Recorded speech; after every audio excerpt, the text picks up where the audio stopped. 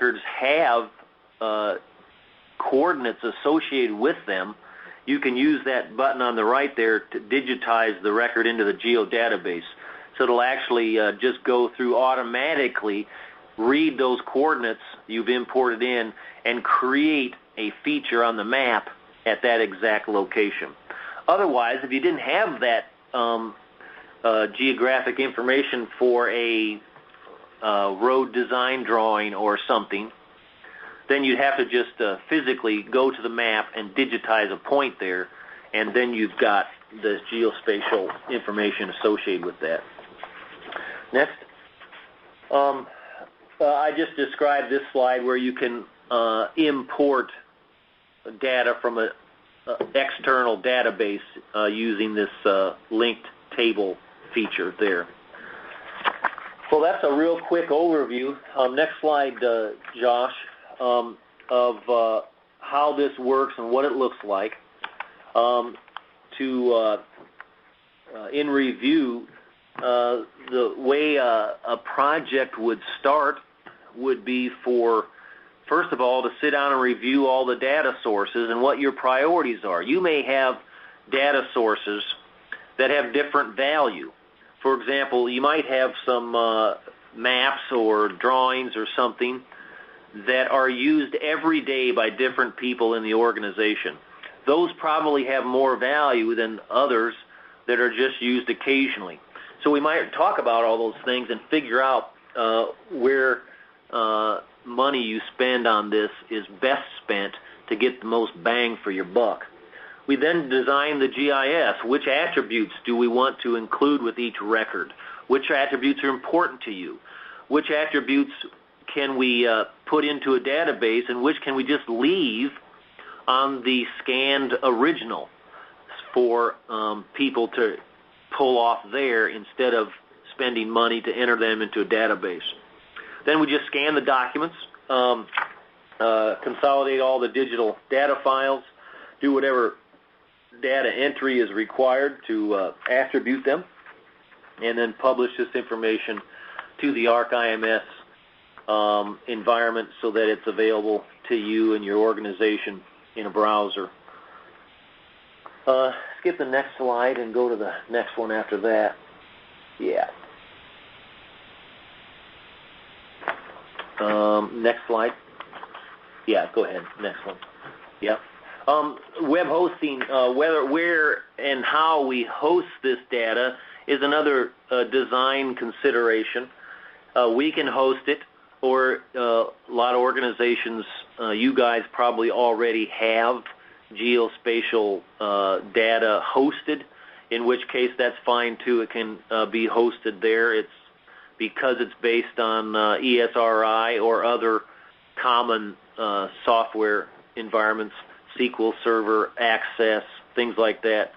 There's no problem hosting it anywhere. There may be some security considerations. Some information with our clients is accessible to the public, but some of the data is not good for public consumption. Because of the way this is designed, any one of the assets or types of assets can be configured so it is or is not accessible on a public side of the website and the private side. The PDAs are becoming more important, so there may be some important design considerations so that folks in your organization can grab a subset of data from the database, stick it in a PDA, and go out in the field, make changes or add new data, and bring it back into the organization and upload it into the database. Next. Scanning is another important decision. We're talking about a lot of material. Photos and maps, cards, reports, design drawings, etc., papers. We've seen file cabinets full of paper. A lot of times this stuff is too valuable. It's one-of-a-kind documents. You don't want to put it in the mail and ship it across country for us to scan it.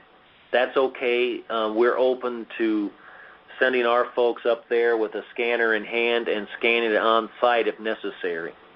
It's cheaper. So it's easier to scan it here, but we fully understand that sometimes that's just not possible. All of our scanners are high-speed, high-resolution. We know what resolution is necessary to preserve the important details of different types of documents. Most everything will be compressed. We choose the compression technology that fits with the data type, and we use it with caution so it's not, it doesn't destroy information in the original document. All the data is indexed so that it allows rapid retrieval and searching. Because we can scan this stuff, we can also despeckle it, deskew it, change the brightness and contrast. And like I said earlier, you guys, our clients will tell you that this material scanned is actually easier to read and enhances the details better than the originals. And it's preserved forever. You've got another copy of these documents in case there's water damage or a fire or anything else that destroys the originals. One last thing with the data entry we should talk about is which fields from the source information to spend the time and money to actually type into a database. Some are good for that, others, why waste the time? We want to talk about that and be wise about that. Next.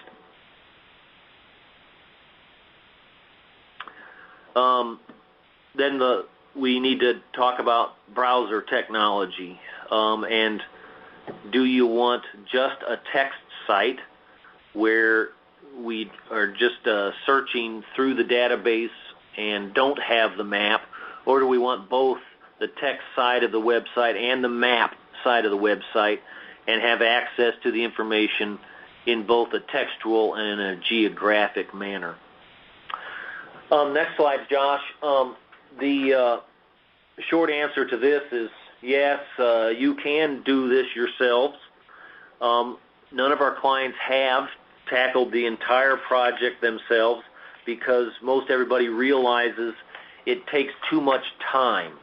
They might have one intern or a couple interns over a summer or something to dedicate to this, but it takes more than that. It takes a concerted amount of energy and time to get through all this, and they don't want to start a project and still be working on it 3 years from now. So it can be done if you've got the equipment and the time to do it. There is a lot to designing these databases and getting the data into them and adding the geospatial intelligence. There was something else I wanted to say about that, but I forgot. I'll probably think of it with one of your questions, perhaps. I can summarize real quick and then start answering any questions you have. And go to the next slide there, Josh. One of these are the key values of this GIS is that it's simple. It's browser-based. No training is required to use this. Your professional engineer to your secretary to somebody that walks in off the street and wants to get to some data can use a browser and can figure this out. Because it's browser-based, it's available anywhere at any time, depending on what kind of security you want. Maybe you don't want it available to the public, and all that is flexible. You bring an organization to the data that you probably have never had, especially since in your office, you probably had all this